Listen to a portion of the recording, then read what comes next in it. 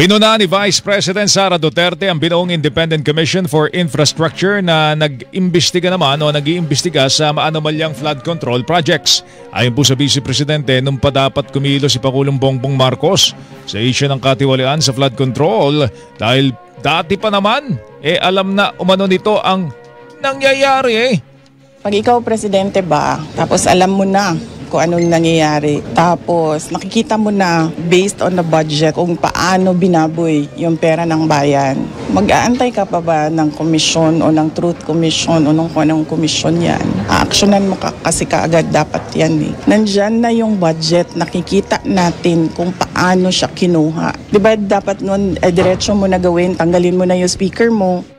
Tinigbo ni Vice President Sara Duterte, sinisika pa ng GMA Integrated News na makakuha po ang panig naman ng Malacanang at ni House Speaker Ferdinand Martin Romualdez ukol dito.